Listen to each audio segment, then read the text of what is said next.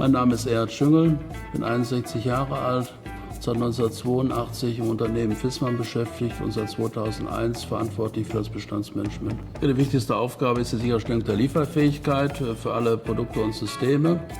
Und die Hauptaufgaben sind natürlich daraus abgeleitet. Die Absatzprognose, das heißt, wir produzieren für einen anonymen Markt. Wir sind kein Auftragsfertiger wie in der Automobilindustrie. Das heißt, wir wissen gar nicht, was der Kunde morgen kaufen wird. Wir müssen also auf Basis der Prognose letztlich die entsprechende Produktionsmenge an die Fertigung geben. Die zweite wichtige Aufgabe ist die Disposition von Handelswaren, also von Teilen, die nicht innerhalb der Viessmann-Gruppe hergestellt werden. Ist also das Thema operativer Einkauf. Das wird bei uns erledigt. Und die dritte Aufgabe ist die Produktionsplanung. Die vierte Säule ist das Ersatzteilmanagement. Wir sind da so aufgestellt, dass wir noch 15 Jahre mindestens nach Auslauf eines Produktes dann auch für unsere Kunden die Ersatzteile vorrätig halten. Ja, seit Generationen steht bei der Firma Viessmann natürlich die Kundenzufriedenheit im Mittelpunkt allen unternehmerischen Handels und daraus leitet sich natürlich auch ab, dass wir hier unseren Kunden natürlich einen entsprechenden Lieferservice geben. Und der Kunde hat die Möglichkeit, heute bis 20 Uhr noch Online-Bestellungen zu setzen, zur Auslieferung morgen ab 7 Uhr. Unser Lieferversprechen, innerhalb von 24 Stunden an jedem Ort der Welt letztlich lieferfähig zu sein, bedeutet das natürlich, dass wir die Produkte vor Ort haben müssen. Die können wir dann nicht erst produzieren, die können wir auch nicht über Nacht nach Moskau schaffen, das geht nicht. Das heißt, wir müssen so aufgestellt sein, dass wir dann überall das Produktprogramm auch haben, was der Kunde von uns erwartet.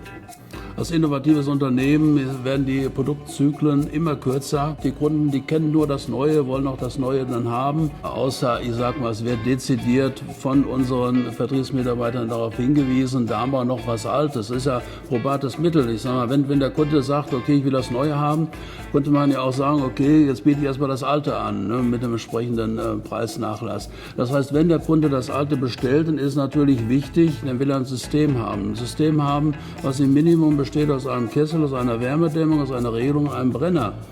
Und da ist natürlich wichtig, dass wir alles denn auch da haben. Wenn der 2 Kessel hat, dann brauchen wir 2 Wärmedämmungen, 2 Brenner und so weiter. Und das an dem entsprechenden Standort, an dem entsprechenden Lager, wo es ausgeliefert werden soll. Und das ist letztlich die Herausforderung.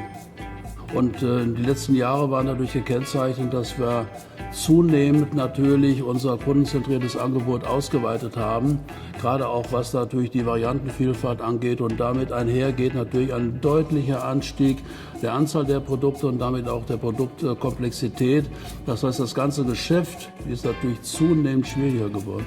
Die größte Herausforderung ist natürlich immer das Richtige im Bestand zu haben. Ne? Also entweder haben sie zu viel oder haben zu wenig. Und bei jeder Neuanführung steht der Fokus natürlich auf die neuen Produkte.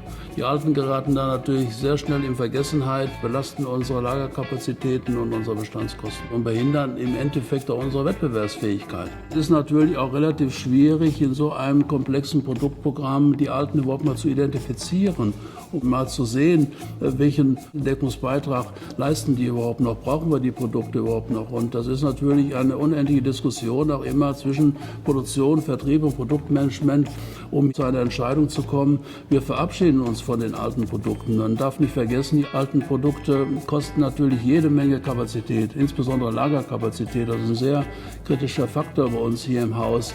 Belasten natürlich die ganzen Abwicklungen. Man schleppt hier immer mit sich rum und da ist es natürlich wichtig, diese Produkte zu erkennen, rechtzeitig zu erkennen, um zu überlegen, was kann man damit tun. Das heißt, der Vertrieb muss hier also ganz konsequent Aktionen starten, um die Produkte noch mit entsprechenden Preisnachlässen an den Mann zu bekommen.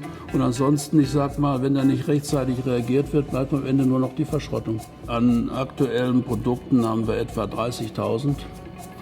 Mit einer sehr starken Zuwachsrate. Wir werden also jedes Jahr sicherlich hier 800 neue Produkte dazu bekommen. Da ist sehr viel diplomatisches Geschick gefragt. Ja, meine Rolle ist letztlich auch die Rolle des Mittlers zwischen Produktion und Vertrieb. Der Vertrieb sagt, ich brauche aber von dem Alten noch eine Menge X. So. Dann muss ich an die Produktion gehen und muss sagen, okay, könnt ihr das noch bauen und wenn ja, in welchem Zeitraum? Und dann geht es natürlich los. Ne? Dann die einen schimpfen, weil es zu lange dauert, die anderen schimpfen, weil der Vertrieb nicht das Neue verkauft, das Alte noch haben will. Das Alte bringt ja immer noch so ein bisschen Deckungsbeitrag und immer noch und so weiter und ein bisschen Umsatz. Und die Produktion ist natürlich daran interessiert, zu einem bestimmten Stichtag sich vom Alten komplett zu verabschieden. Weil dahinter sind ganz andere Vormaterialien, ganz andere Lieferanten und so weiter und die Komplexität lässt sich dann nicht mehr handeln.